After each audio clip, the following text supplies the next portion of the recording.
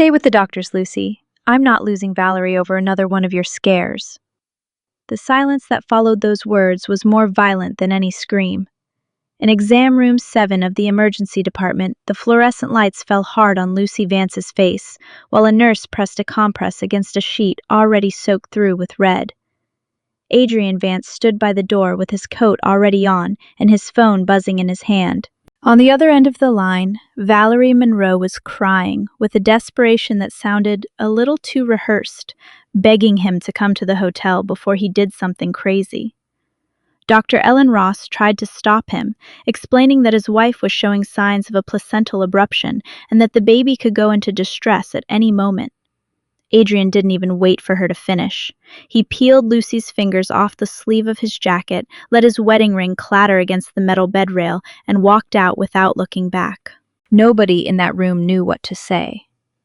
Lucy didn't either. She only stared at the closed door and understood that her marriage had broken before her body had. Nurse Martha lowered her eyes to hide her disgust, while Dr. Ross called for an emergency ultrasound and ordered medication to slow the contractions. Lucy was 29 years old, 31 weeks pregnant, and had spent the last hour trying to convince everyone that the pain wasn't that bad. She'd arrived at the hospital doubled over, with Adrian beside her, though from the very first minute he had kept checking his watch, as if the emergency were an inconvenient meeting. When the fetal monitor let out a sharp falling tone, Lucy reached for her phone on the bedside table. She called once. Adrian declined it. She called a second time. It rang longer, like he was hesitating. On the third try, someone picked up without speaking. Lucy heard hotel music playing a woman's breathing and Valerie's voice murmuring that Lucy shouldn't ruin their night. Then the call cut off. That was the moment Lucy stopped begging. 6 years earlier, Lucy had walked out of a house in Greenwich, Connecticut, carrying one suitcase and a certainty that had felt at the time unbreakable, that love could build a cleaner life than money ever could. She was the only daughter of Stephen Ferris, founder of a hospital and insurance conglomerate with holdings in banking and pharmaceuticals. Her father had tried to warn her that Adrian, a real estate developer teetering on the edge of bankruptcy back then, had come to her too fast and asked too many questions about the family. Lucy hadn't wanted to hear it. To prove she wasn't an obedient heiress or a bargaining chip, she stepped away from her position at the family foundation, married without a single Ferris relative present, and started going by Vance on every document that mattered socially. Stephen came to the small ceremony, but stayed in the back, never stepping forward. Before he left, he handed his trusted attorney, Thomas Callahan, a card for Lucy. On the back, he'd written a single line, "When you want to come back, you won't have to explain why." She kept that card for years without ever using it. Valerie Monroe joined the company 4 years later, hired to modernize the image of the Vance Group. She was sharp, polished, and good at spotting insecurity hiding behind arrogance. She never attacked Lucy head-on. First, she complimented her for staying out of the spotlight. Then she hinted that a quiet, low-profile wife was perfect for a man destined to move in circles full of more ambitious women. Adrian laughed those comments off as jokes, but he started coming home late, hiding his phone and canceling dinners with excuses that didn't quite hold together. When Lucy found out she was pregnant, she believed the news would close the distance between them. For a few weeks, Adrian went back to kissing her forehead and talking about the nursery. But he also started traveling with Valerie, defending her with an energy he never spent protecting his own wife, and getting irritated every time Lucy asked a question. She saw photos, receipts, half-deleted messages, and chose not to put the pieces together. Admitting the affair meant admitting she had cut ties with her father, hidden his financial help, and spent years defending a man who maybe had never loved her, sacrifice only the comfort it gave him. The afternoon of the emergency, Adrian had promised to go with her to a routine checkup. Lucy had spent days with pressure low in her belly, sleepless nights, and a feeling she didn't dare name out loud. In the car, he answered 2 texts from Valerie and smiled in a way he no longer smiled at his wife. Before they reached the clinic, Lucy felt a sharp pain and a warm wetness between her legs. Adrian pulled up to the emergency entrance but never let go of his phone the whole walk to the exam room. When Dr. Ross said they needed to observe her immediately, he asked how long it would take because he had an important meeting. Lucy looked at him in disbelief. She had never asked him to cancel his whole life, only to stay until they knew their son or daughter was safe. Then Valerie's call came in. She had booked a suite at a hotel nearby, and when she found out Adrian was with his wife, she faked a panic attack. She said she'd taken pills that she couldn't breathe, that if he didn't come, she'd make the affair public. Adrian chose to believe the threat that was convenient for him. Back in the present, Dr. Ross pulled a chair up to the bed and spoke with a bluntness that left no room for empty comfort. The baby was still alive, but the heart rate was showing irregularities. They could try to stabilize the pregnancy, though an emergency C-section might still be necessary. Lucy needed to avoid any emotional strain and sign off on several procedures. The word authorization made her hands stop moving. In all her years of marriage, she had signed documents to make Adrian's life easier. Guarantees short-term loans, limited powers of attorney, permissions to move shared money. That night, for the first time, signing something might actually get her out of his reach. She asked if she had the right to request a transfer. Dr. Ross frowned and said that medically speaking, moving her carried real risk unless the destination had a top-tier maternal fetal unit and a team ready to receive her. Lucy opened her wallet with shaking fingers. Between a photo from her first ultrasound and a bank card she almost never used, she found the worn card from Thomas Callahan. She'd spent 6 years refusing to dial that number. Thomas picked up on the first ring. He didn't ask why she was calling so late or why her voice sounded like it was breaking. He just said her name with a calm that made her close her eyes. It took her a few seconds to find the words. "I'm in the emergency room. Adrian left. The baby's in danger. I want to come home." There was a brief silence on the other end, not surprise, just restraint. Thomas told her not to move, that a medical team from the Ferris network would be in touch with Dr. Ross, and that he would call Stephen. Lucy felt a flash of fear at the mention of her father's name. She asked if he'd be angry, if he'd even see her after all these years of distance. Thomas said Stephen had never closed the door, he'd only respected her decision not to walk through it. That sentence cracked something Lucy had been holding up for far too long. She didn't cry over Adrian. She cried because she understood she had confused independence with isolation and pride with loyalty. She had defended a husband who abandoned her while avoiding a father who had waited without ever demanding an apology. Dr. Ross got on the phone with a specialist at Ferris Memorial North, a private hospital about 40 minutes outside the city, known for its neonatal unit. The specialist was hesitant at first. Lucy's blood pressure was unstable, and any transfer would need a fully equipped medical ambulance. 10 minutes later, Dr. Ross had a mobilized team, a prepped room, and a medevac helicopter standing by in case traffic became a problem. The efficiency didn't just reveal money, it revealed foresight.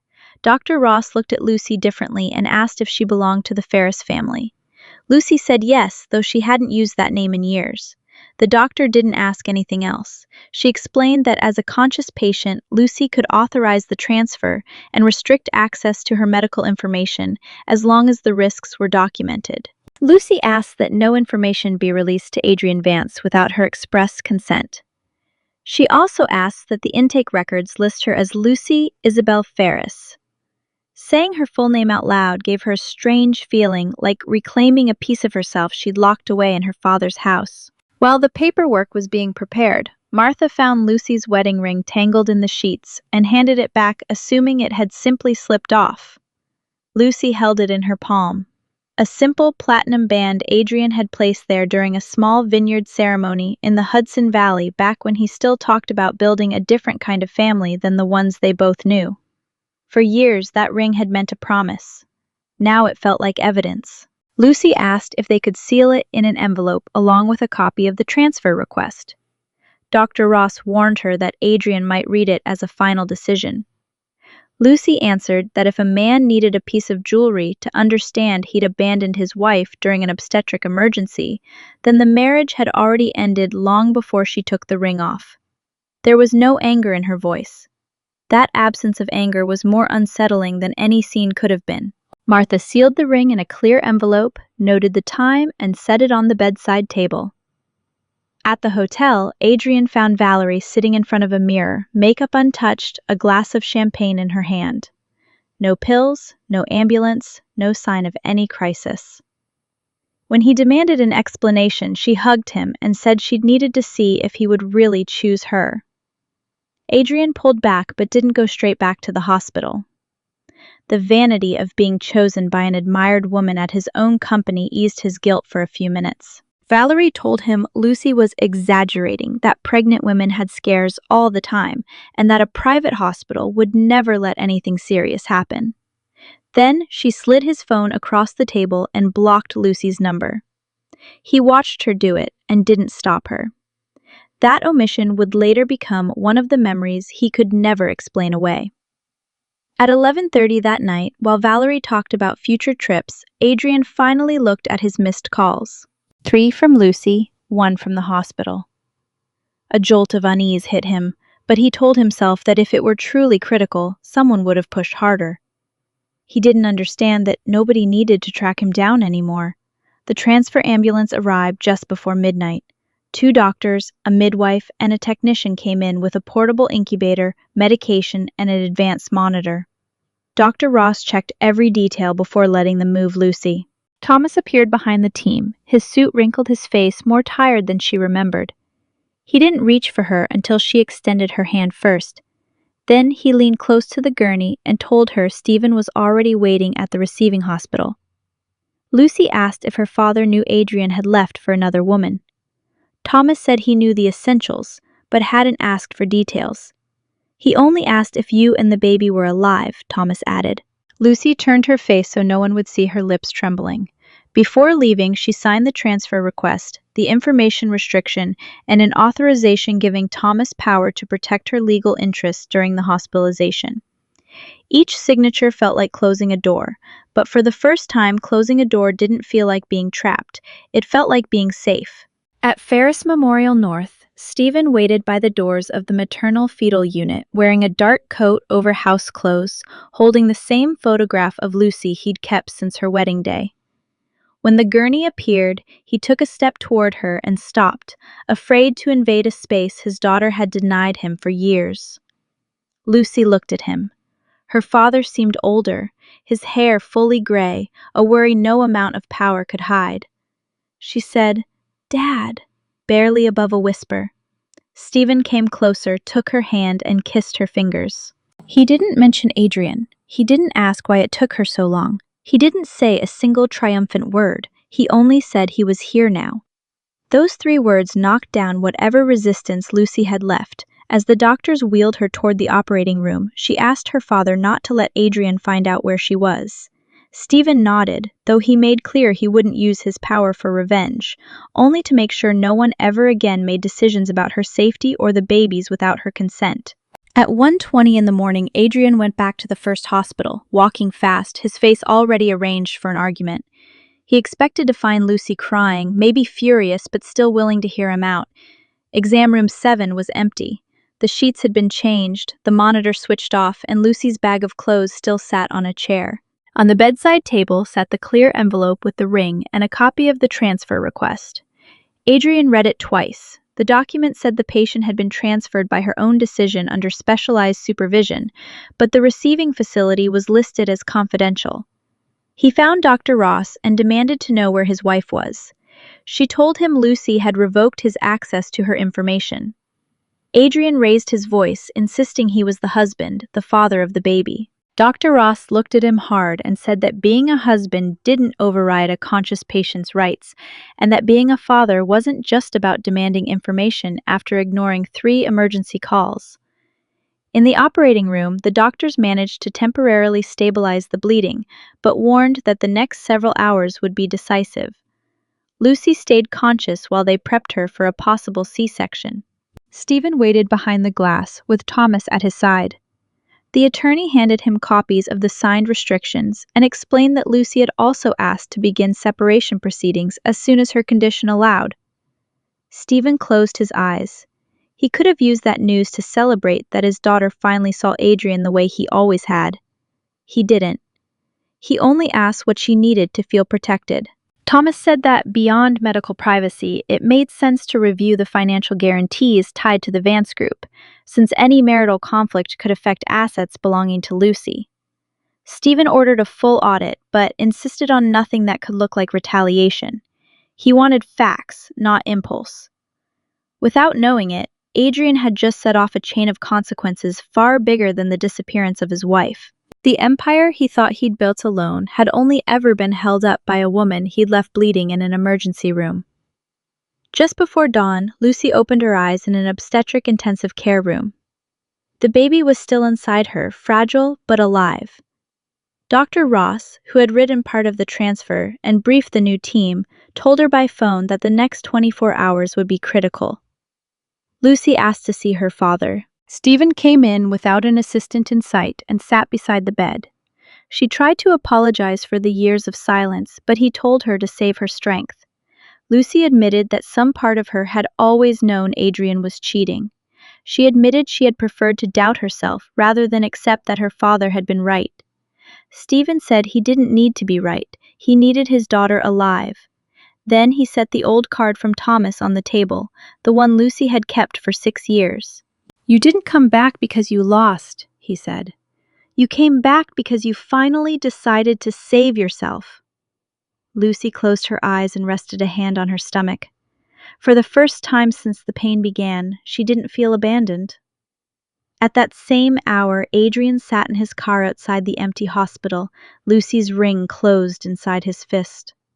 Valerie kept texting, asking when he'd come back to the hotel. He didn't answer. A bank notification appeared on his screen. A major company transaction had been frozen pending a review of guarantees. Seconds later, an email arrived from the board of directors calling an emergency meeting. Adrian chalked both things up to coincidence and looked again at the transfer request. Beneath Lucy's signature was Thomas Callahan's as legal representative. He recognized the name, the attorney who years ago had quietly arranged the loan that saved his first big development deal. A different kind of chill ran down his back. The woman he'd left alone hadn't just changed hospitals. She had stepped back into a world he had never bothered to understand. Adrian didn't go home that morning.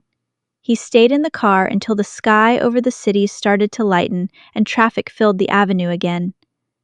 Every few minutes he looked at Lucy's ring, convinced that circle of platinum should somehow lead him to her. He called the front desk, demanded to speak with administration, threatened to report the hospital, tried pulling every political favor that had opened doors for him before. Nobody budged. Dr. Ross had left precise instructions. The patient had withdrawn her authorization to share information, and any attempt at access would be logged.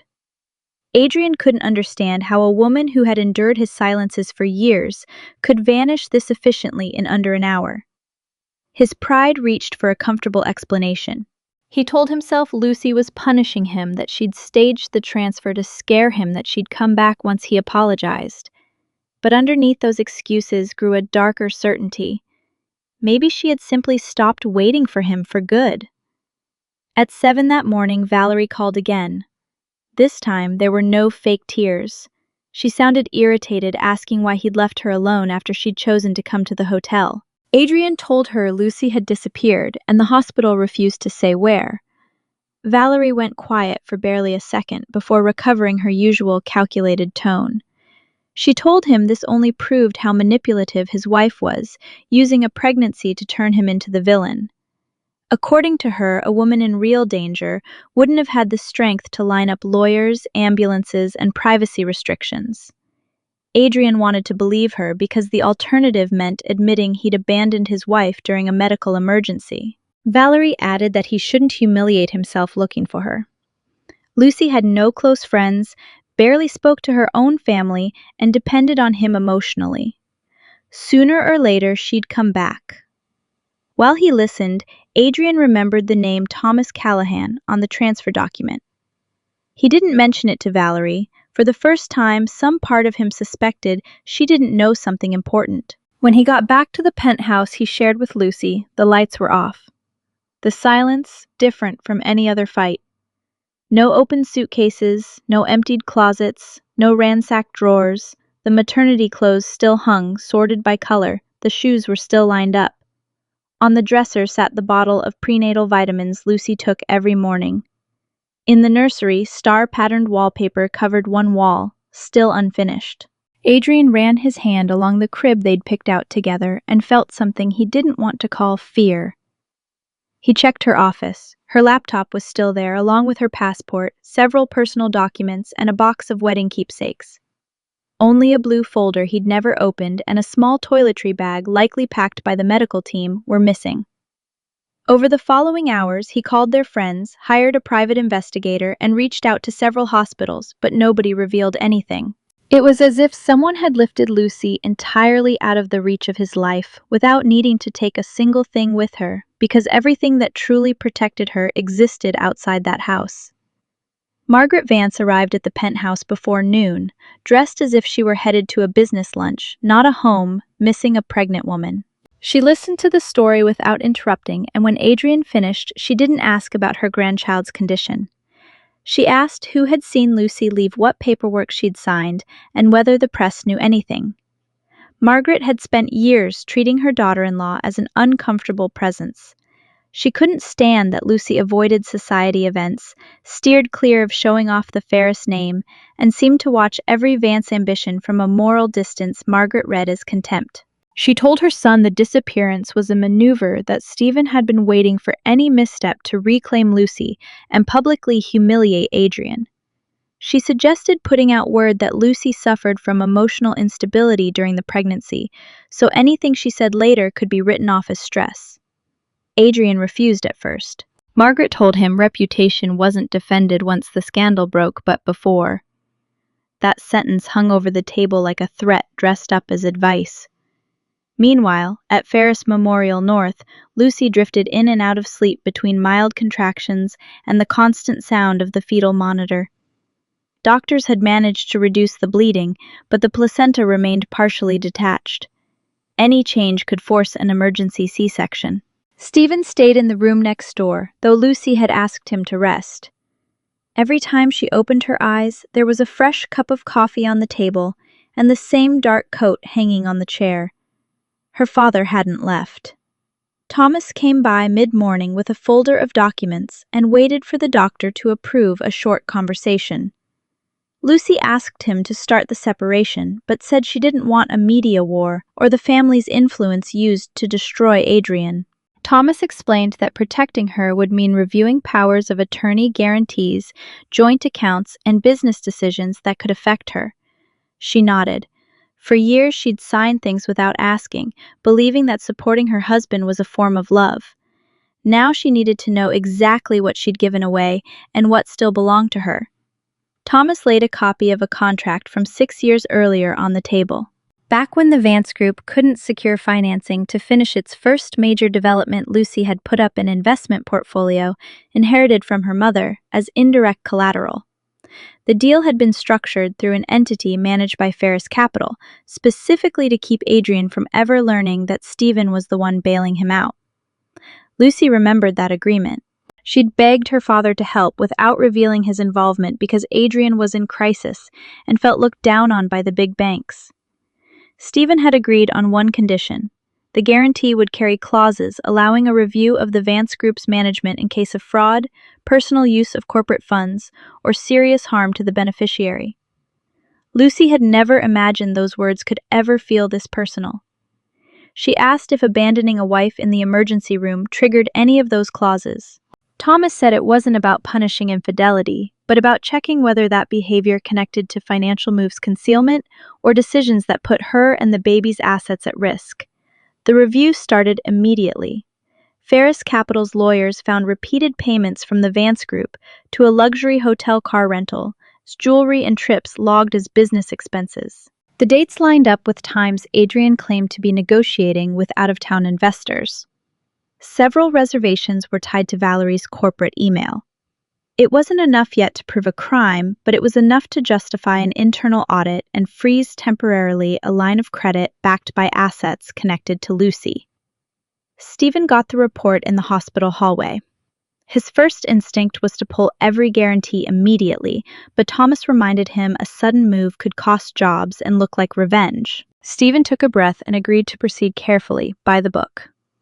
Lucy overheard part of the conversation from her room and asked that no innocent employee pay for Adrian's decisions. Even hurt, she was still thinking about people who might get caught in the middle. Her father looked at her with a mix of pride and sadness, aware that compassion had been used against her too many times already. At the Vance Group, the bank notice landed during a treasury meeting.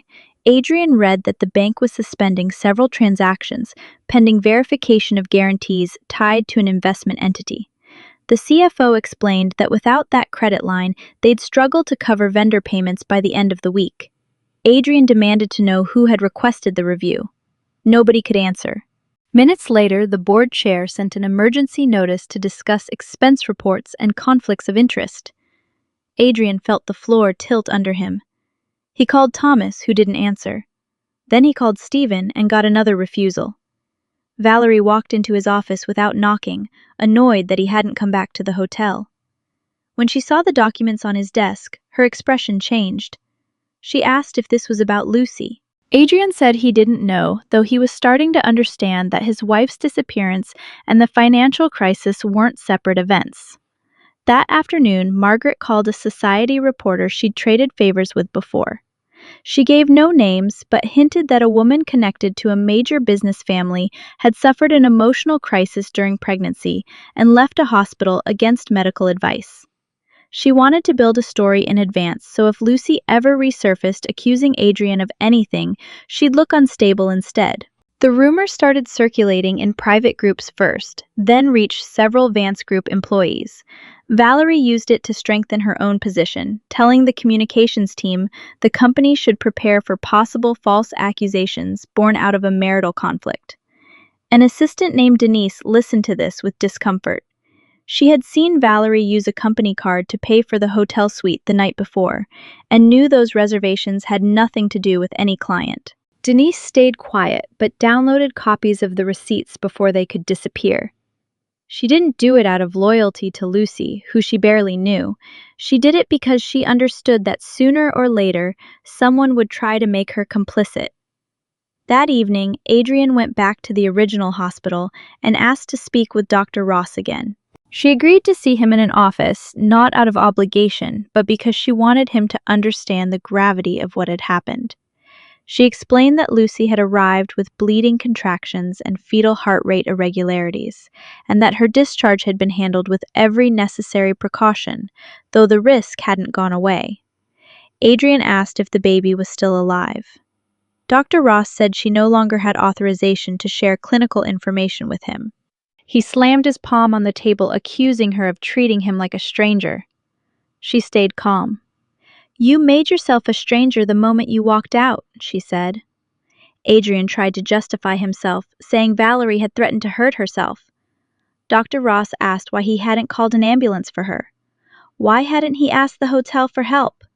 And why he'd left a patient who was actually bleeding right in front of him. He had no answer. For the first time, the story he'd been telling himself stopped sounding convincing. In her hospital room, Lucy watched a message appear on the new phone Thomas had set up for her. Her old phone stayed off, kept as possible evidence. For several minutes, she stared at Adrian's text, "Just tell me if our son is alive." He didn't ask how she was. He didn't apologize for leaving her. Lucy felt the old pull to answer because some part of her still wanted to reassure him even when he was the one causing the damage. But the doctor walked in right then to check the monitor. The baby's heart rate had dipped again. While the team adjusted her medication, Lucy understood that every emotion had a physical consequence. She decided not to hand her stability over to a man who only seemed to remember his child when he was afraid of losing control. She asked Thomas that all future communication go through the lawyers. Then she deleted the draft reply without sending it. It wasn't cruelty. It was the first clear boundary she'd set in 6 years of marriage. The next day, doctors confirmed the bleeding was contained, though Lucy needed to stay admitted, ready for immediate intervention if needed. The risk of losing the baby was still there. Thomas brought the first separation documents and explained she didn't need to sign everything at once. Lucy read every page slowly. She didn't ask for an outsized settlement or for Adrian's ruin. She asked for protection of her assets, a review of joint accounts, and safeguards to keep the Vance family from making decisions about the child without judicial approval. When she reached the custody section, her hand shook. She didn't want to erase Adrian as a father, but she couldn't pretend his behavior didn't matter. She wrote a note asking the court to consider supervised visits until his responsibility could be properly evaluated. Thomas asked if she was sure. Lucy said fatherhood wasn't a prize handed out by last name. It had to be proven through presence, care, and honesty. She signed only the initial filing. The sound of the pen on paper felt more final than the ring hitting the bed had. At the penthouse, Margaret ordered some of Lucy's things moved out of the master bedroom into a guest room, calling it practical, though really she wanted to make space for Valerie. Adrian caught her going through a drawer and told her to leave everything exactly as it was. Margaret mocked his sudden sentimentality, reminding him he'd chosen Valerie at the hospital and needed to act with resolve now. In her view, if Lucy came back, there needed to be conditions: therapy, silence with the press, and giving up any stake in the company. Adrian asked why she kept talking about shares, if Lucy wasn't even a shareholder. Margaret answered too quickly that every wife ends up demanding something eventually. That slip planted a doubt. Adrian thought back to documents he'd signed years ago, meetings Lucy had attended without saying a word, and how easily he'd gotten financing when no bank would touch him. For the first time, he wondered how much his mother really knew about where that money had come from. Margaret looked away and changed the subject, but the silence between them gave away a complicity still hidden. That night, Valerie showed up at the penthouse with a small suitcase and a bottle of wine, saying she didn't want to leave him alone during the crisis. Adrian watched her walk into Lucy's home without asking permission and felt an unexpected unease. Valerie moved through the living room as if pricing the furniture. When she saw the nursery, she shut the door and said the room would only raise her anxiety. Then she suggested sending a private memo to the board stating that Lucy had abandoned the household and that Adrian should temporarily take full control of shared assets. He asked how she even knew there were assets tied to Lucy. Valerie smiled and said every wife of a serious businessman had some kind of stake somewhere. Adrian wasn't satisfied. While she showered, he opened her laptop and found several hotel reservations paid through corporate accounts, messages sent to Margaret, and a draft file titled Incapacity Protocol VM. He couldn't open the file. It was password protected, but the title alone chilled him. Valerie hadn't improvised any of this. She'd been building toward it for a while. The next morning, Thomas got a call from Denise, the communications assistant. She asked to speak in confidence and explained that Valerie had been misusing company funds for personal expenses. She also mentioned private meetings with Margaret and paperwork related to a supposed incapacity finding against Lucy. Thomas made no promises of protection, but told her how to preserve the evidence without altering files or breaking any laws. When he told Stephen, both men understood this had gone far beyond infidelity. There might be an actual plan to discredit Lucy, cut her out of any rights, and control the baby as heir. Stephen wanted to go straight to the penthouse, but Lucy stopped him. She didn't want her father solving this with threats. She needed to know who was involved, what documents existed, and how far Adrian had let it go.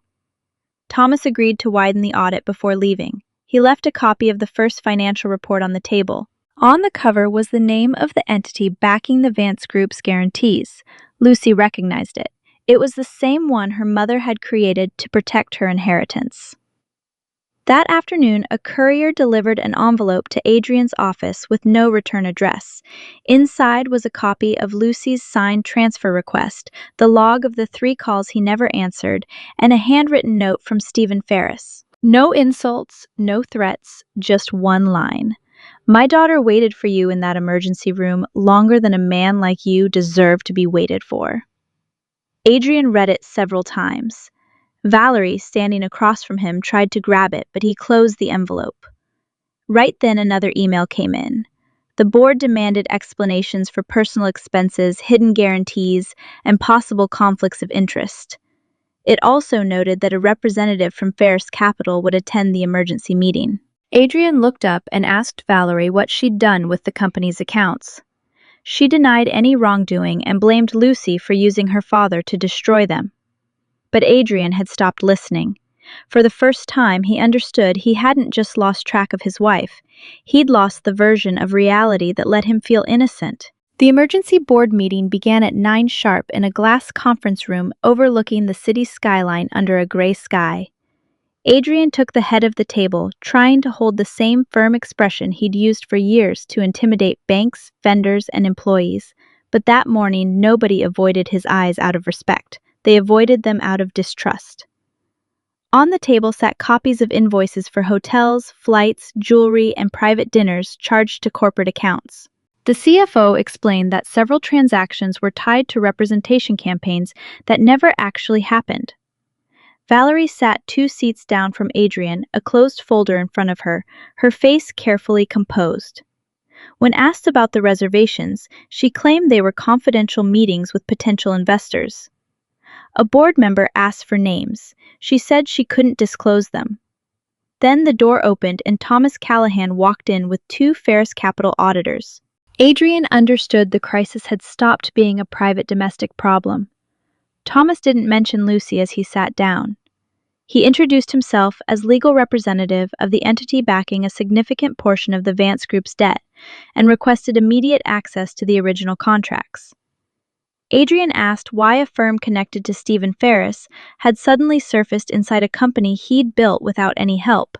Thomas looked at him for a moment and asked for the 6-year-old financing agreement to be put on the screen. A chain of entities, guarantees, and clauses Adrian barely remembered appeared on the projector.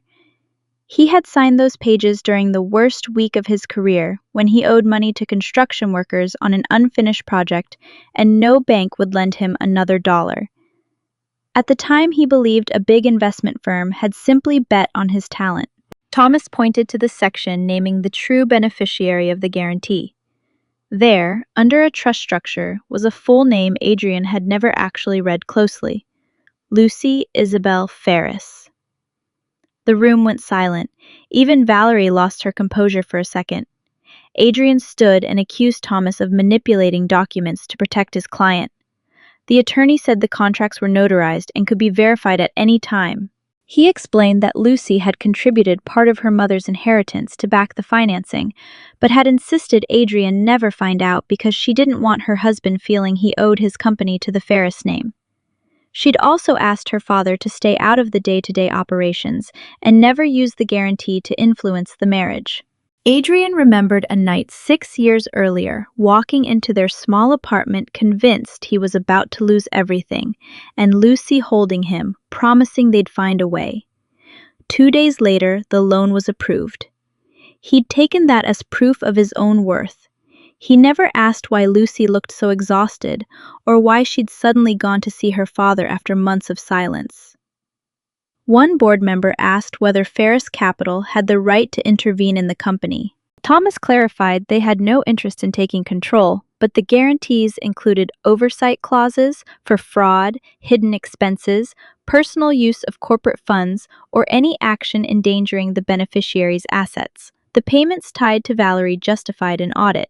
Adrian demanded to know if Lucy was behind this offensive. Thomas said she'd only asked that employees be protected and that no unnecessary damage be done to the business. That answer humiliated Adrian more than any threat could have, because it proved Lucy was still thinking about employees she'd never met, while he had thought first about saving his own image. Valerie cut in firmly, insisting the invoices had been authorized by Adrian. He turned toward her. Some transactions carried his electronic signature, but he didn't remember approving every single charge. Valerie claimed he'd given her access to move things faster.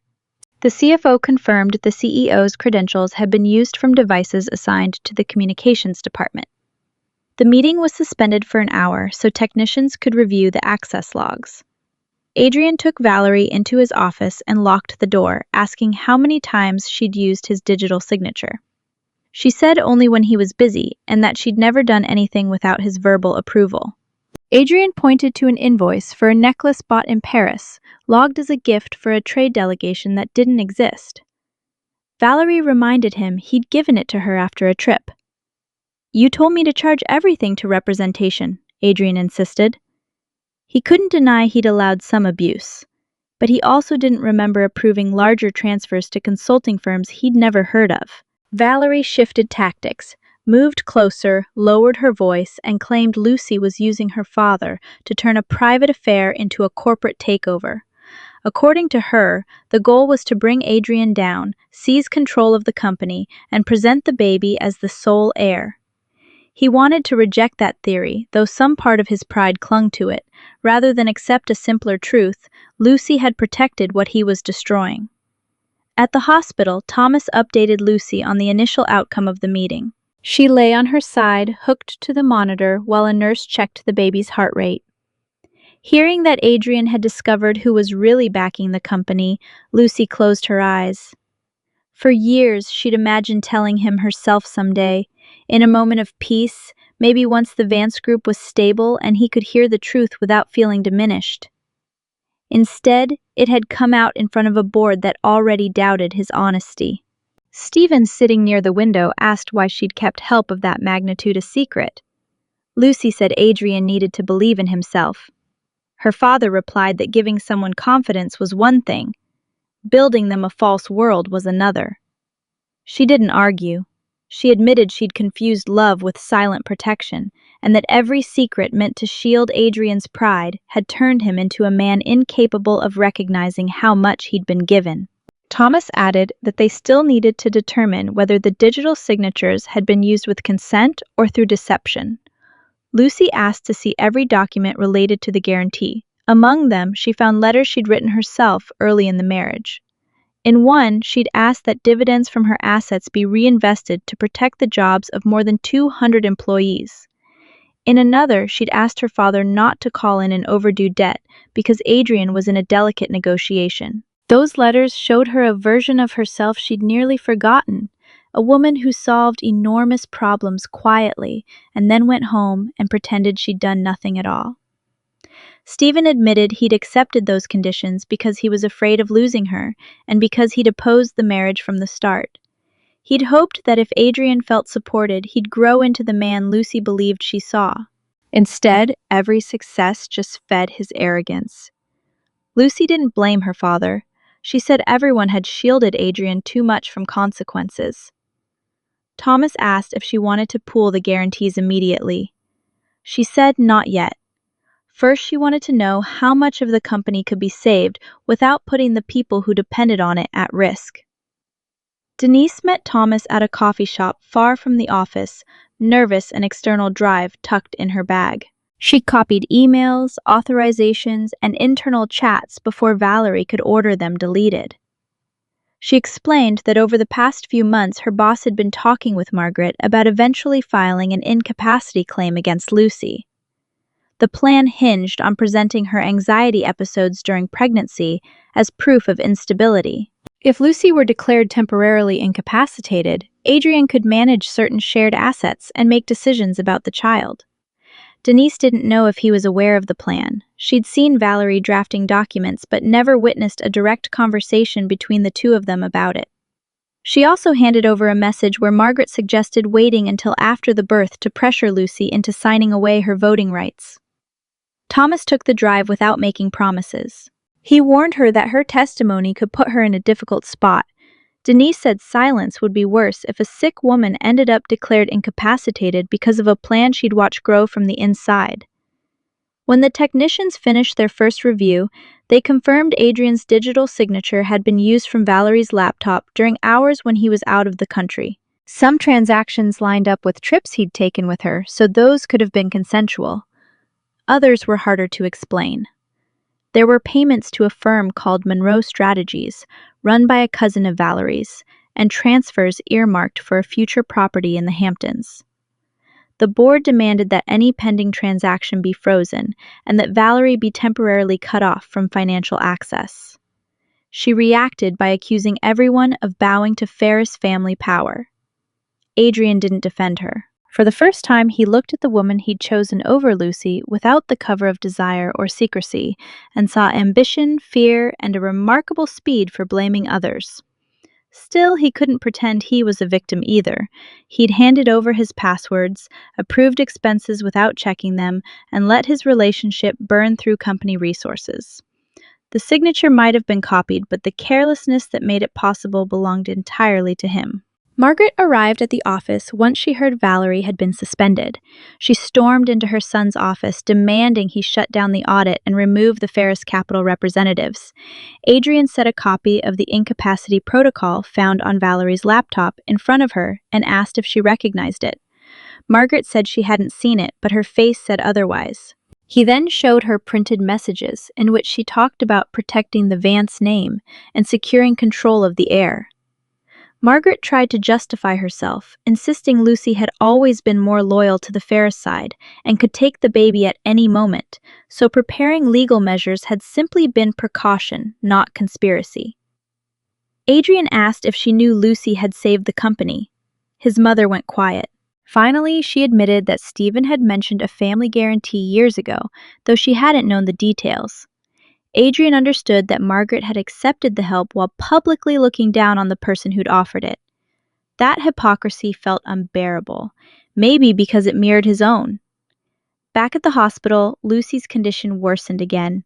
A strong contraction dropped the baby's heart rate and forced the team to prep her for a possible C-section. Stephen watched from the hallway as doctors rushed in and out. For 20 minutes, nobody gave him a straight answer. Eventually, they stabilized the baby and decided to wait since every extra day in the womb improved the odds. Lucy was left exhausted, pale, one hand resting on her belly. She asked if Adrian had tried to reach her. Thomas said he'd sent several messages through his lawyers, asking for information about the child. She wanted to know if he'd apologized. The attorney hesitated before answering, and that hesitation said enough. Adrian was talking about rights, not responsibility. Lucy asked that every message be kept on file, but the restrictions stayed in place. She wasn't trying to punish him with uncertainty. She just needed to get through these hours without letting every monitor alarm turn into another argument about what he thought he deserved. Adrian spent the night going through boxes of old records in the company's archive.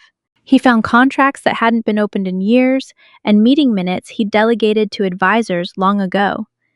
In one folder, he found several authorizations signed by Lucy. She had given up dividend payments for the first 3 fiscal years and allowed her share of the profits to cover payroll. She had also turned down a board seat so investors wouldn't assume the Vance Group was just an extension of the Ferris empire. Every document dismantled the story Adrian had told himself about a dependent wife who knew nothing about the business and was simply protected by her family's fortune.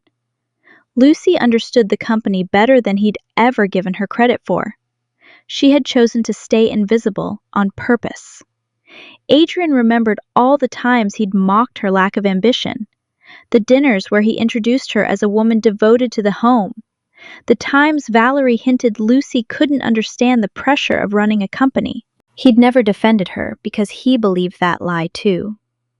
Among the papers, he found a letter Lucy had never sent, written 3 years earlier, addressed to Thomas.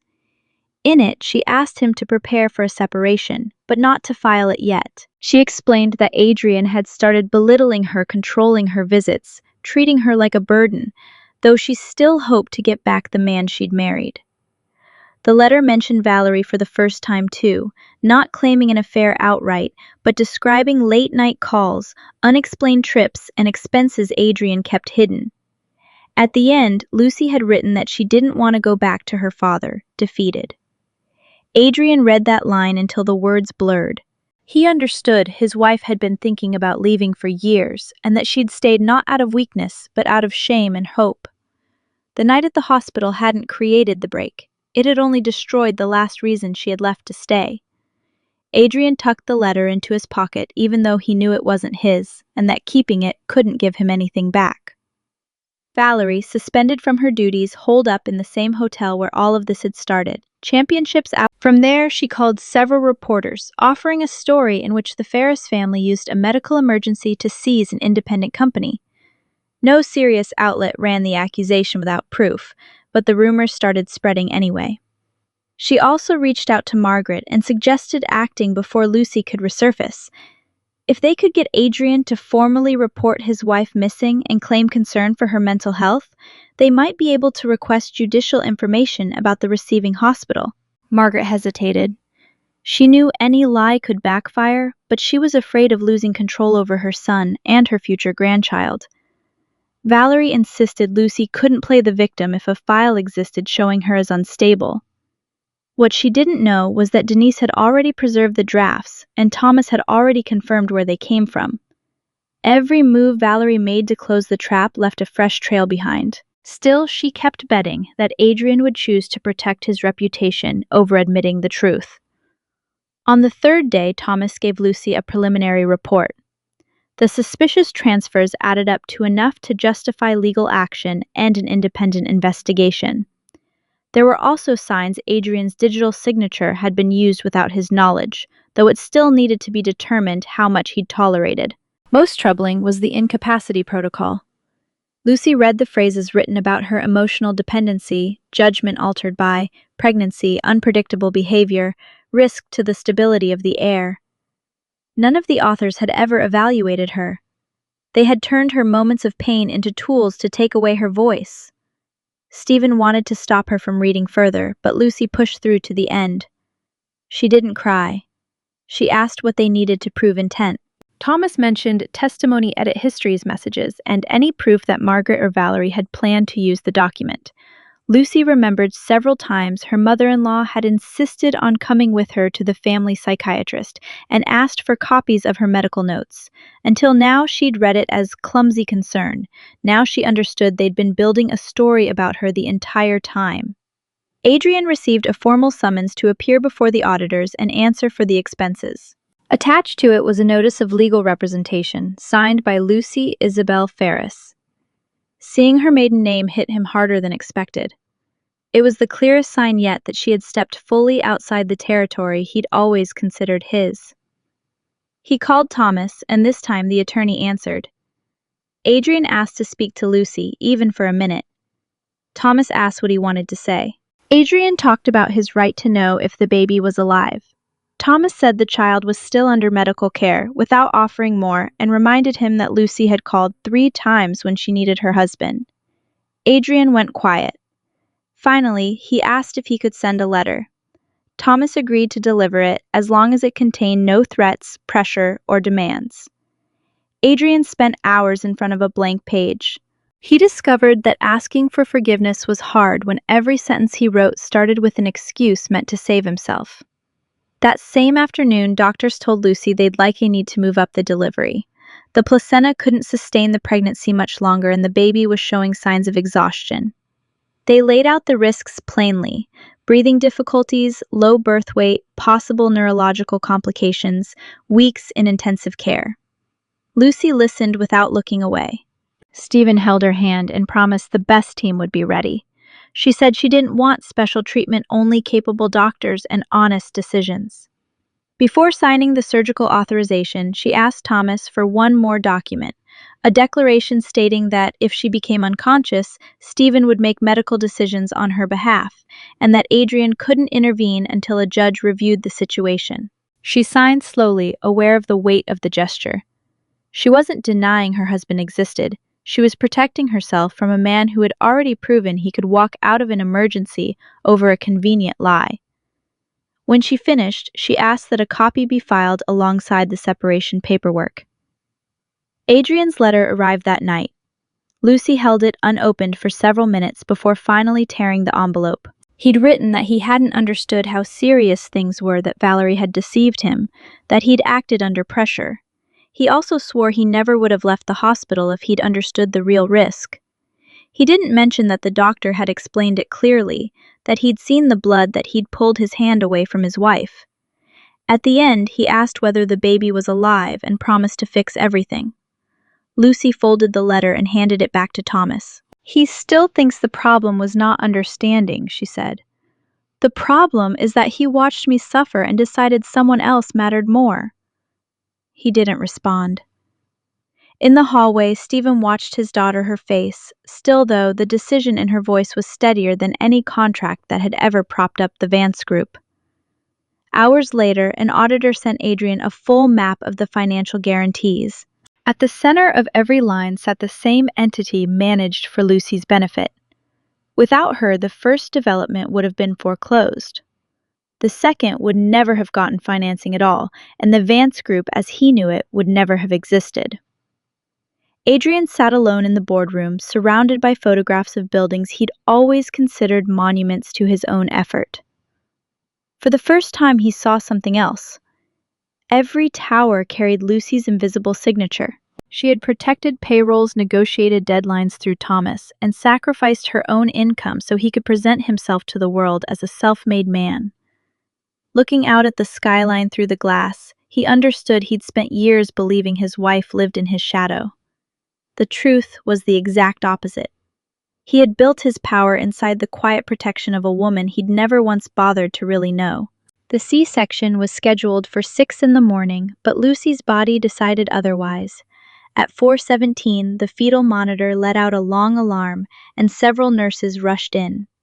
The baby's heart rate had dropped dangerously.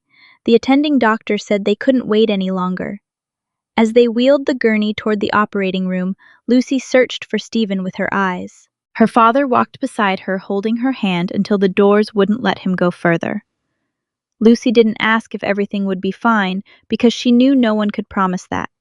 She only asked him if anything happened to her to protect her daughter from anyone who tried to turn her into a last name, an inheritance, a bargaining chip. Stephen said he would protect her, the way he hadn't known how to protect her mother. The doors closed, and he stood frozen in the hallway while Thomas took an urgent call.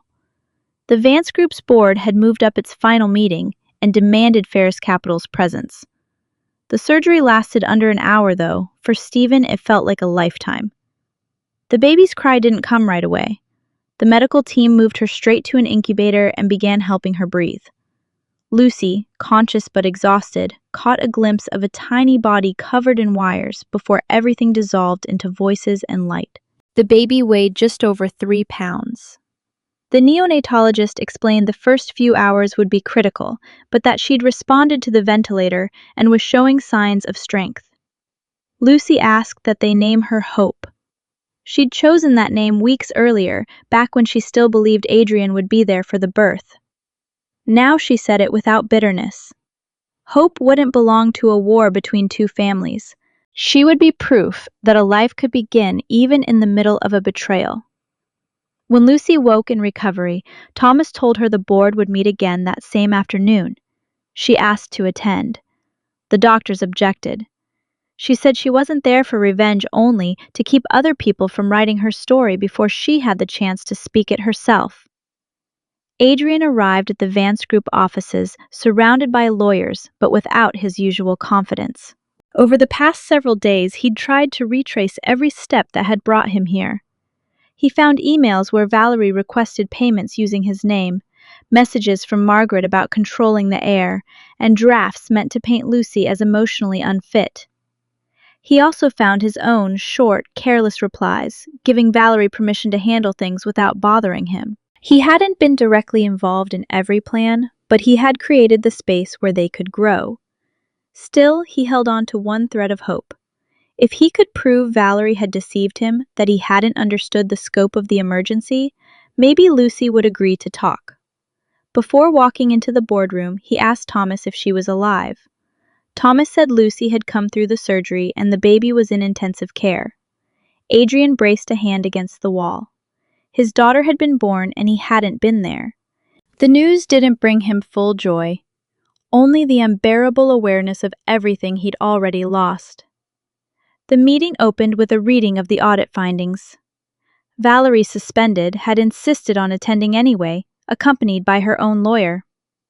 Margaret sat in a chair at the back, her face hard, hands clenched around her purse. The auditors presented transfers to companies tied to Valerie's family personal expenses, logged as representation, and multiple unauthorized uses of Adrian's digital signature. They also displayed the incapacity protocol drafted for Lucy, along with messages proving Margaret knew about it. The board members reacted with disbelief. Valerie denied ever planning to use it, claiming it was a preventive document requested by the risk department in case of a health crisis. Denise, called as a witness, walked in and testified that Valerie had ordered her to gather medical information photos and private comments to build a case for instability. Margaret tried to interrupt, but the chairman demanded silence. When it was Adrian's turn to speak, he admitted to the affair with Valerie and to allowing her to use certain company resources. He denied knowing about the larger transfers or the incapacity plan. One board member asked if he knew his wife had been transferred out of the emergency room the same night he was at a hotel with the communications director. Adrian said yes. The follow-up question was simpler. Why did you leave?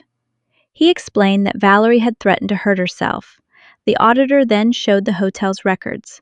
No calls to emergency services, no requests for medical help, no medication purchases.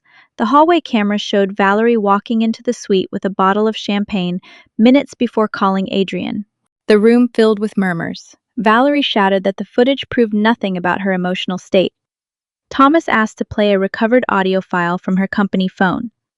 Before it started, Adrian recognized the date. It was the same night he'd walked out of the hospital. Something in Valerie's face said she already knew exactly what they were about to hear. In the recording, Valerie's voice sounded calm, almost amused. She was talking to a friend while waiting for Adrian, admitting she'd invented the whole crisis to test whether he'd choose her over his wife. She said a pregnant woman always looked more sympathetic, and that if Adrian came to the hotel, he'd never be able to pretend his marriage still came first. Then she added that Lucy would probably forgive him anyway, since she'd already cut ties with her own family and had nowhere else to go. The recording ended with a laugh. For several seconds, nobody spoke. Adrian looked at Valerie like he was seeing her for the first time. She tried to explain it away as a private conversation, an exaggeration with no real intent behind it. He asked if she'd known Lucy was bleeding. Valerie said she thought it was a minor scare. Thomas played the log of the call she'd answered on Adrian's phone, cutting it off after telling Lucy not to ruin their night. The lie had nowhere left to hide. Valerie had heard Lucy's voice and chosen to silence it. Margaret stood and declared that all of this was Valerie's doing, that she too had been manipulated, and that her own messages about the heir reflected nothing but concern for the family's future. Thomas then projected a conversation where Margaret suggested using the birth as leverage to pressure Lucy while she was weak. She had also recommended Valerie move into the penthouse before Lucy could come back, so the separation would feel irreversible. Adrian turned toward his mother, face drained. Margaret insisted she'd only been trying to protect him. He said protecting a son didn't mean destroying the mother of his daughter. The word daughter cracked something in Margaret's composure. She asked if the baby was alive. Thomas said she remained in intensive care and that any contact would depend on Lucy and the court. Margaret sank into her chair. For years she'd talked about the baby as an heir, never once imagining she might be born without Margaret having any right to even approach the incubator. At the hospital, Lucy insisted on sitting up, just hours after the surgery. The doctor refused to authorize a physical trip back to the city, but Stephen arranged a secure video connection so she could take part remotely. Lucy was pale in pain, hooked to an IV. Thomas urged her to wait. She said she'd already waited enough, her whole life, for Adrian to acknowledge her sacrifices, for Margaret to accept her, for Valerie to disappear, for her marriage to hold on to a truth that no longer existed. She didn't want to walk into that meeting as a powerful heiress. She wanted to appear as the woman everyone had been talking about without her permission. Before the call started, she asked to see Hope. A nurse wheeled her to the neonatal unit. Through the glass, Lucy watched her daughter under blue light, breathing with assistance. She placed her hand on the incubator and promised she would never teach her to endure disrespect just to hold on to a family. Then she went back and asked them to turn on the camera. When Lucy's face appeared on the main screen, Adrian stood up. Nobody told him to. It was involuntary, as if every ounce of power he'd tried to hold on to shrank in front of this weakened, still calm woman. Lucy wore a hospital gown, her hair pulled back carelessly. She didn't look like an executive ready for battle, but the whole room fell silent anyway. Adrian said her name and took a step toward the screen. She didn't answer. Thomas explained that Lucy had agreed to appear to clarify her position as beneficiary of the guarantees and potential target of the incapacity documents. The chairman asked if she wanted to withdraw her financial backing. Lucy said she wouldn't make a decision meant to punish innocent employees. She proposed keeping the guarantees in place temporarily under independent management, removing anyone who had misused funds and auditing every transaction. Her answer surprised several board members. Even at the height of her power, she wasn't trying to burn the company down only to stop it from being treated as someone's personal property. Then Lucy asked them to display the log of her calls from the emergency room. 3 attempts appeared on screen minutes apart. She explained the first was declined, the second ignored, and the third answered by Valerie. She didn't raise her voice or dramatize the fear. She simply listed the facts: the bleeding, the falling heart rate, the doctor's warning, Adrian's exit. Then she showed the transfer request, signed at 11:48 that night. "I didn't disappear to punish you," she said, looking directly at her husband through the screen. "I disappeared because staying within your reach stopped being safe for my daughter and for me." Adrian tried to say he hadn't understood how serious it was. Lucy shook her head. She reminded him that Dr. Ross had explained the risk right in front of him, and he'd chosen to leave anyway. "It wasn't information you were missing," she said. "It was the willingness to believe my pain deserved to interrupt your night." The words weren't an insult, but they left him with nothing to say. Valerie cut in from her seat and accused Lucy of using her illness to seize the company, insisting the whole thing had been orchestrated by the Ferris family from the start. Lucy asked if they'd also orchestrated the fake expense claims and the plan to have her declared incapacitated. Valerie shot back that Adrian knew more than he admitted. Then she opened a folder and claimed she could prove he'd authorized several transfers himself. Her lawyer tried to stop her, but she was past reasoning. She handed over messages where Adrian approved gift trips and reservations without asking where the money came from. They didn't prove he knew about the full fraud, but they confirmed he'd used the company to sustain the relationship. The board looked at Adrian with a mix of disappointment and disgust. He didn't deny the messages. He admitted he'd believed he could keep his private life separate from his responsibilities. Lucy said there had never been any separation. Every personal lie had been paid for with employees' money. Every absence had been covered with a corporate excuse. Every privilege handed to Valerie had turned into power used against other people. Thomas then presented the draft resignation Margaret and Valerie had planned to have Lucy sign after the birth. It would have stripped her voting rights over certain assets, transferred temporary administration to Adrian, and let the Vance family decide financial matters concerning the baby. Margaret insisted it was never actually signed. Lucy said a failed plan didn't erase the intent behind it. She remembered a conversation months earlier when her mother-in-law told her mothers should think less about their rights and more about the stability of the family name. At the time, she'd taken it as a harsh opinion. Now she understood it had been a warning. The chairman asked Adrian if he'd seen the draft. He said no. Lucy didn't accuse him of lying. She said something harder: he didn't need to know every detail to be responsible for the environment that allowed it to be created. He had handed power to Valerie, tolerated Margaret's contempt, and treated his wife's silence as consent. His ignorance wasn't innocence. It was the result of never once asking who paid the price for his comfort. Financial crimes investigators arrived at the office before the meeting even ended. The complaint centered on wire transfers, falsified authorizations, and potential destruction of evidence. Agents requested Valerie's devices and told her she'd need to come in for questioning. She reacted with fury, pointing at Adrian and shouting that he'd enjoyed every trip, every gift, every night paid for by the company. Then she looked at Margaret and reminded her she'd promised Valerie a place in the family if she could push Lucy out. Neither woman could hold on to any dignity after that. Valerie tried to approach the screen where Lucy's face still showed, but an agent stopped her. "You didn't win!" she shouted. Lucy looked at her without hatred. She said this had never been a competition between two women. The only prize Valerie had ever wanted was a man willing to abandon the mother of his child in an emergency room. The sentence left Valerie speechless. For the first time, she understood that even her supposed victory had been its own kind of humiliation. The board voted to immediately suspend Adrian as chief executive pending the outcome of the investigation.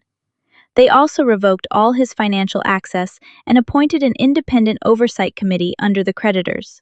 Adrian took the decision without protest. He'd spent hours trying to hold on to the position, but after seeing Lucy on that screen, losing the job felt secondary. He asked to speak with her privately. Lucy agreed, with Thomas present. Once the room cleared, Adrian stepped closer to the screen and asked about Hope. Lucy confirmed she was alive, though she needed help breathing and would spend weeks in intensive care. He covered his mouth and started crying, saying he wanted to see her. Lucy said wanting wasn't enough, and that any visit would depend on legal and medical evaluation. Adrian apologized for not being there for the birth. She said his absence had started long before that, every time he turned her concerns into exaggerations and let other people treat her like an obstacle. Adrian asked if there was any chance of getting the family back. Lucy stared at the camera for a long silence. She told him she still didn't know if she'd ever be able to forgive him, but she already knew she wasn't coming back to the marriage. He tried reminding her of the good years, the house, the trips, the promises. Lucy said she remembered them too, and that was exactly why it had taken her this long to leave. She'd confused the memory of a love with the obligation to endure what it had become. Adrian insisted Valerie had manipulated him. She didn't deny it, but added that no manipulation had forced him to pull his hand away from his wife, or to walk out of a hospital after seeing the blood. "She set the trap," Lucy said. "You made the choice." Adrian lowered his eyes. For the first time, he accepted the sentence without reaching for an excuse. He asked what he should do.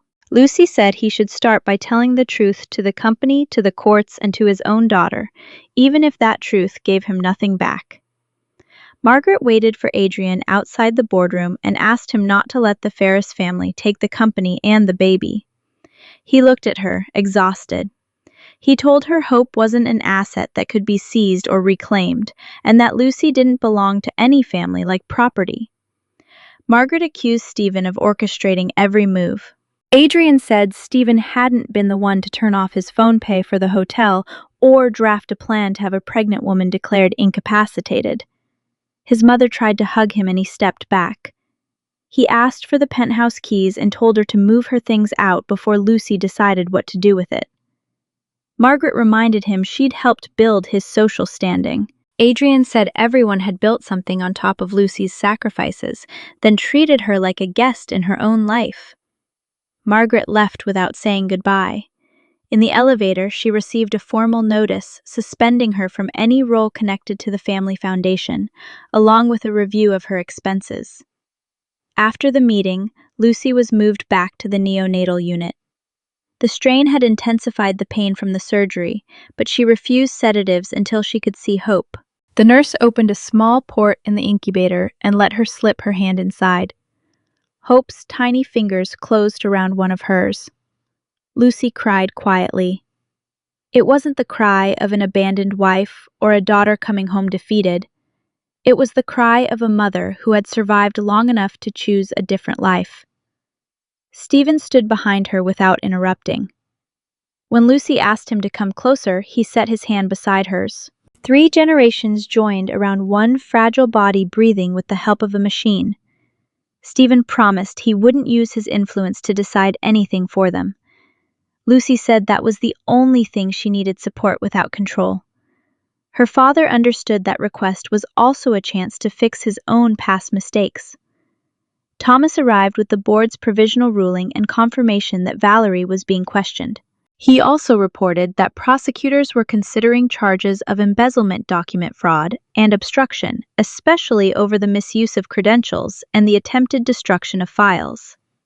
Margaret wasn't facing criminal charges yet, but her messages could expose her to civil and family court consequences. Lucy listened without any satisfaction. She asked about the Vance Group employees. Thomas said the independent administration would keep operations running and review contracts to avoid layoffs. She approved the plan. Then she signed the formal divorce filing. This time her hand didn't shake. The document wasn't a declaration of war, just the legal acknowledgement of a break that had already happened back in exam room 7. That night, Adrian went home alone. Valerie's suitcase still sat by the couch, though she was now in custody. Lucy's things remained untouched in the closets, silent witnesses to a life he'd never occupy again.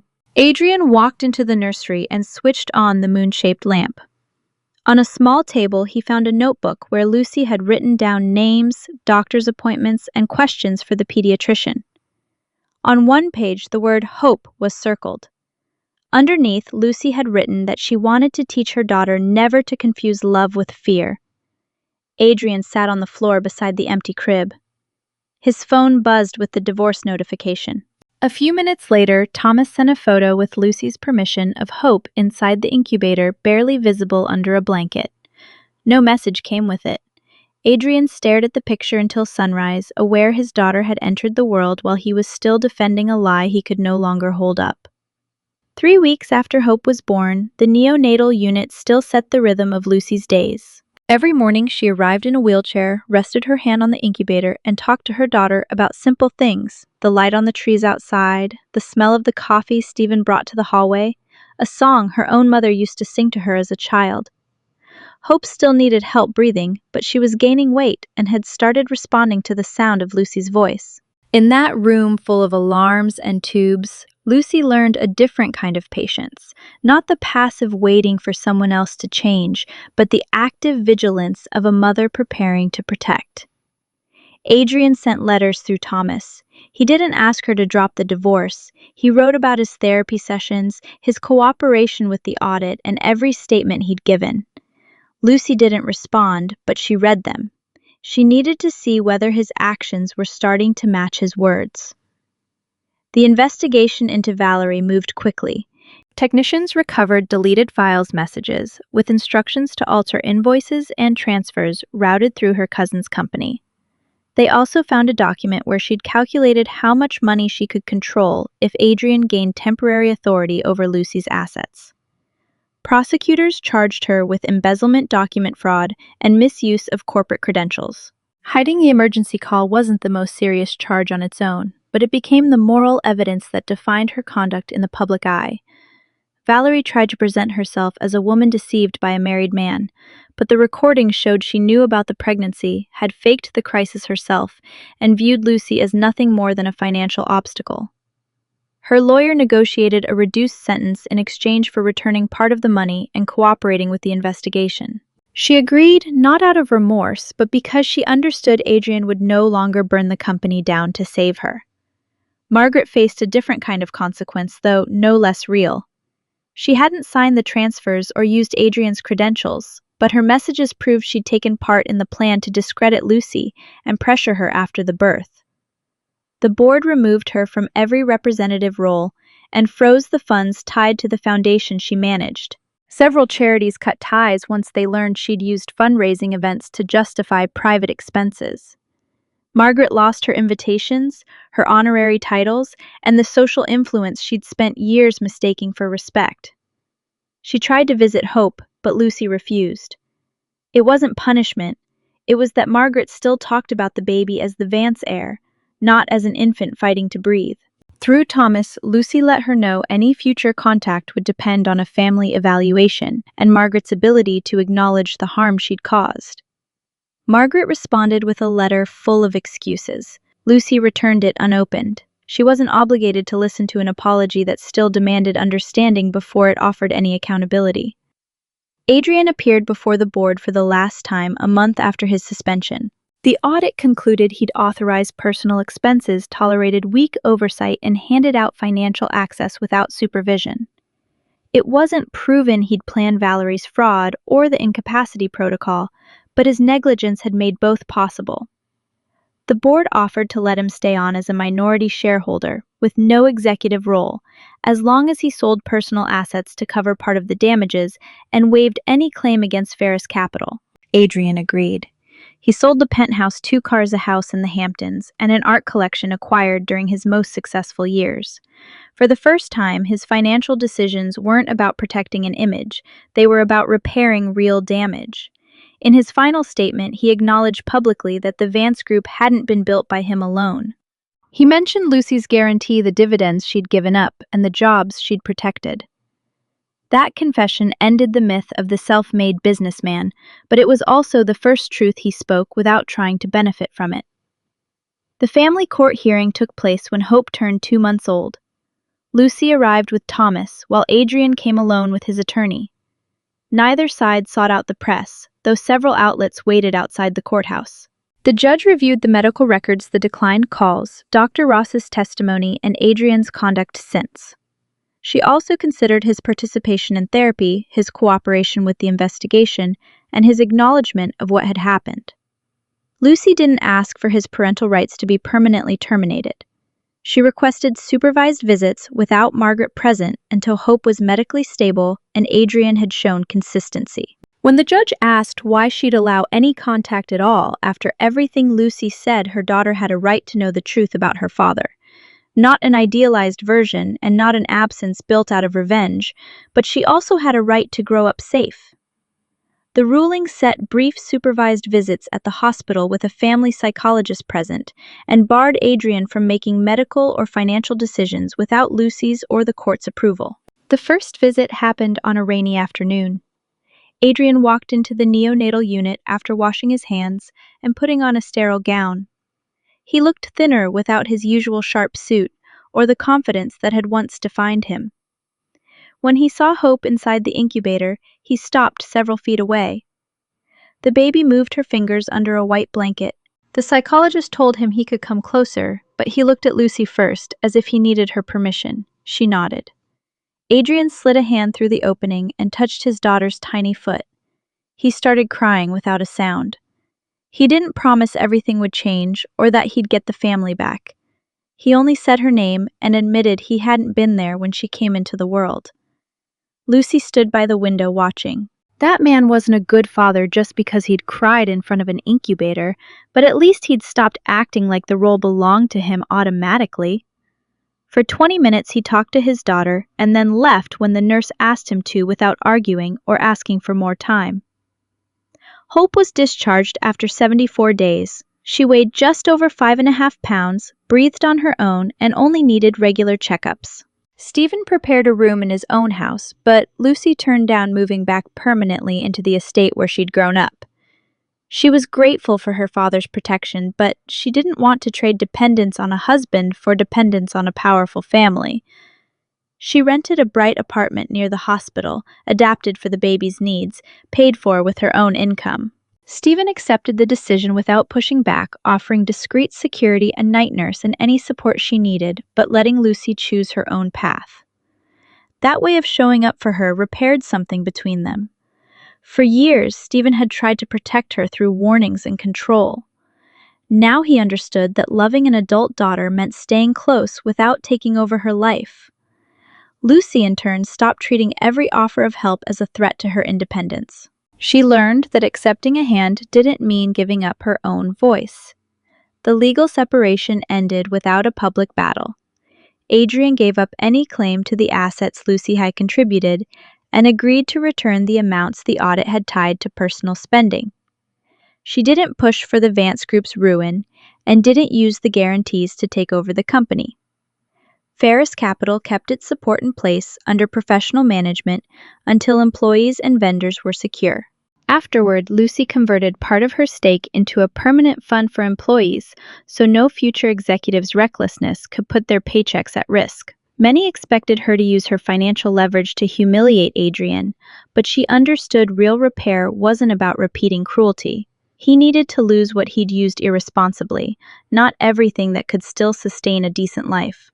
The divorce decree found that the marriage ended due to abandonment, infidelity, and financial harm. When Lucy received the document, she didn't celebrate. She filed it away next to her hospital bracelet and Hope's first photograph as proof of one life closed and another just beginning. Thomas brought Lucy a box found during the review of the penthouse. It held letters, ultrasound photos, pictures, and the separation draft she'd written 3 years earlier. Her wedding ring was in there too.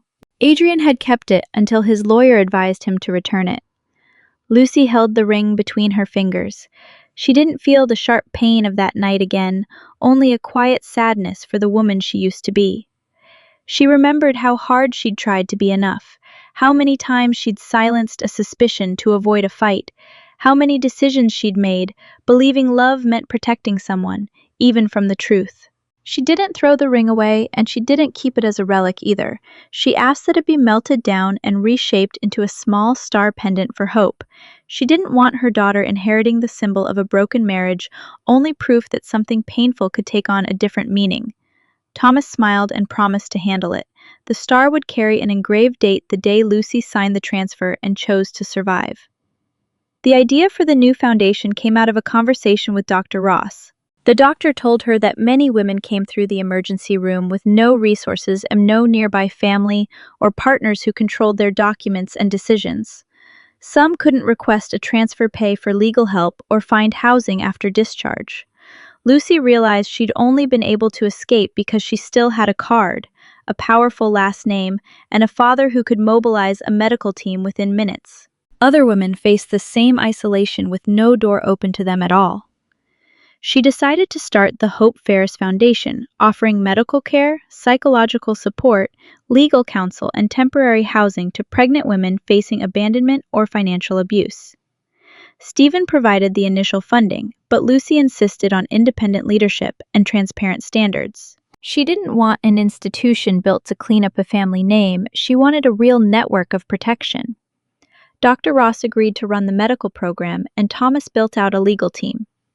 The first center opened near the hospital where Lucy had been treated, just a few miles from the place where Adrian had left her. At the opening, Lucy declined to publicly share every detail of her marriage. She said the foundation shouldn't depend on her scandal, but on a need that had existed long before her and would continue after. Still, she offered one simple line no woman should ever have to choose between her safety and the fear of admitting a relationship had failed. The first woman arrived that same week. A pregnant waitress who'd been kicked out of her home received housing. A young woman without legal status got access to prenatal care. A mother of 2 got help recovering documents her partner had been holding on to. Lucy visited the center with hope in her arms, listening to stories that reminded her how close she'd come to losing herself inside her own shame. She never presented herself as a savior. She knew money opened doors, but dignity meant letting every woman decide how to walk through them herself. The foundation never pushed anyone to report, reconcile, or separate. It offered information, time, and a safe place from which to choose. Adrian kept going to therapy and showing up for his supervised visits. At first, he talked too much about his guilt, as if the suffering itself could prove he'd changed. His therapist explained that guilt centered entirely on himself was just another form of self-absorption. He needed to learn to focus on Hope's needs without expecting recognition from Lucy. He started arriving on time, studying her medical updates, and asking before touching or deciding anything. When she ran a fever for the first time, he didn't show up unannounced or demand to come in. He called Thomas, offered to help, and waited. Lucy accepted a pediatrician recommended by the hospital, though the final decision stayed hers. Months later, the visits moved to unsupervised, always in agreed-upon spaces. Adrian never earned back Lucy's trust as a husband, but he slowly began building a relationship with Hope. It was a process with no guarantees. Every bit of progress depended on repeated action, not big promises. He understood repair wasn't a road toward forgiveness. It was an obligation, whether or not anyone ever forgave him. Valerie received a reduced sentence after returning the funds and cooperating with the investigation. Before going to prison, she sent Lucy a letter. She claimed Adrian had promised her a life he never intended to give her, and that she'd turn cruel out of fear of staying the hidden woman forever. Lucy read the letter once. She understood Valerie had also been used by Adrian's lies, but that didn't erase the choices she'd made against a vulnerable woman or the money she'd stolen. She replied through her lawyer with one line: "Understanding where a behavior comes from doesn't absolve its consequences." Then she closed the matter. She didn't want to spend any more of her life hating her.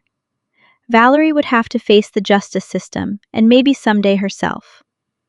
Margaret took longer to change. She spent months blaming everyone else until her isolation and the distance from Adrian forced her to admit she'd treated people as pieces of the Vance name.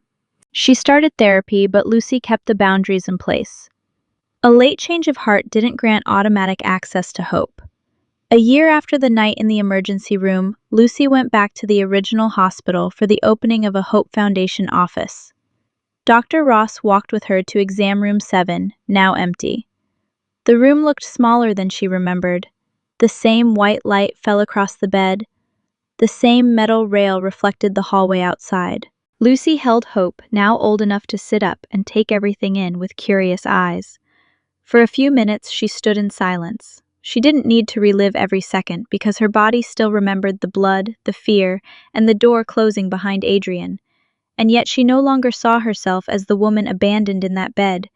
She saw herself as the woman who found a card made, a call, and signed her way out. Dr. Ross asked if she wanted to leave. Lucy said no. She walked in with Hope in her arms and sat by the window. That space no longer belonged only to the worst moment of her life. It was also the place where she stopped waiting for someone to choose her and started choosing herself. Adrian came by later to pick up Hope for a scheduled visit. It was the first time he and Lucy had been in that hospital together since the separation. They crossed paths in the lobby in front of the same automatic doors he'd walked through after Valerie's call. Adrian looked at his daughter, then at Lucy, and admitted that for months he'd believed the worst punishment was losing the company and the marriage.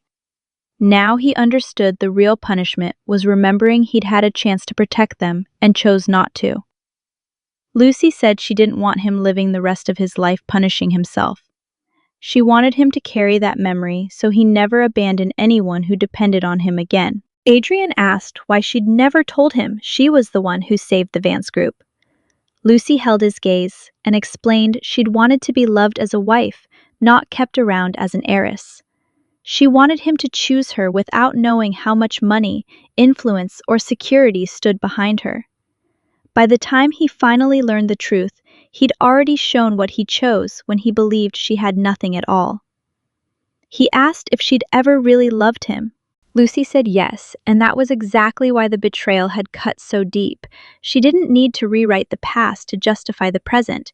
There had been sincere years, real promises, real happiness, but love didn't freeze people at their best version of themselves. Adrian had changed, so had she. The woman who used to confuse permanence with loyalty didn't exist anymore. Adrian nodded, took Hope's bag, and waited for Lucy to hand over their daughter. Before leaving, he promised to bring her back at the agreed time. He didn't add anything else. Lucy watched them walk through the doors and felt no fear. There were documents, boundaries, and a track record she could now judge clearly. Trust didn't mean closing her eyes. It meant looking clearly and deciding how much room to give. Adrian no longer had any power over her life. All he had left was the chance to prove day after day what kind of father he wanted to be. That afternoon, Lucy came home and found the small star made from the melted-down ring sitting on the table. The chain was thin, the date engraved on the back. She placed the pendant in a box meant for Hope, along with a letter her daughter would read once she was older. In it, she didn't describe Adrian as a monster or herself as a perfect victim. She told her that people could love someone and still hurt them, could feel real regret and still not get back what they'd lost. She explained that forgiveness was a private decision, but going back was never an obligation. She also told her that asking for help never made anyone weaker, and that no relationship worth having ever required giving up your own voice just to keep someone else from feeling small. Lucy closed the box and placed it on a high shelf. She didn't want to raise Hope from a place of fear about repeating her story, but from the freedom of recognizing the signs she herself had once chosen to ignore. Over the following years, the Hope Foundation opened centers in 3 more cities. Thousands of women received support without first having to prove they were perfect victims.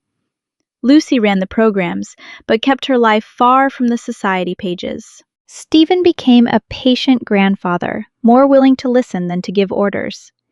Adrian never returned to running the Vance group. He worked as a consultant for a smaller firm and put part of his income toward paying back what he owed. His relationship with Hope grew, within clear limits, scheduled weekends, and an honesty that never tried to erase the past. Margaret earned occasional visits after years of therapy, and only once she agreed to stop talking about inheritance in front of the child. Valerie, after serving her sentence, disappeared from public life. No consequence was perfect or instant, but every person ended up living inside the results of their own choices. The truth hadn't destroyed their lives, it had simply stopped protecting the lies that had been holding them up. One spring morning, Lucy walked through the Foundation's garden with Hope, while several families waited for their first appointment. The little girl, old enough now to run ahead, wore the platinum star around her neck. She asked why it had a date engraved on it. Lucy knelt down and told her that on that day, both of them had started a journey toward a different kind of life. Hope asked if it had been a sad day. Her mother smiled and said some days could be sad and brave at the same time. Then the girl ran off towards Stephen, waiting on a bench nearby. Lucy stood watching them under the morning light. For years she'd believed going back to her father would mean admitting defeat. Now she understood that returning to a safe place had only ever been the first step. The real victory had been building a home where she no longer needed to hide her name, shrink her own strength, or ask permission to be heard. Lucy never disappeared again, not because everyone always knew where to find her, but because she stopped hiding inside a life designed not to inconvenience anyone else. She had loved, she had made mistakes, she had endured far more than she should have, and in the end, she had chosen to walk out. Her story wasn't proof that money could heal any wound. It didn't stop her from being betrayed, and it didn't give her back the hours of fear beside her daughter. What changed her life was recognizing that her dignity was never something to bargain away to keep a marriage intact, and that real protection never asked for silence in return. Adrian lost the woman who had held him up because he confused patience with dependency. Valerie lost the future she wanted because she believed destroying another woman could make her the winner. Lucy, in the end, got back something no fortune could ever buy: the right to decide who she was, who she let close, and what kind of love she'd accept from that day forward. Sometimes leaving isn't abandoning a family. Sometimes it's the only way to stop cruelty from calling itself love.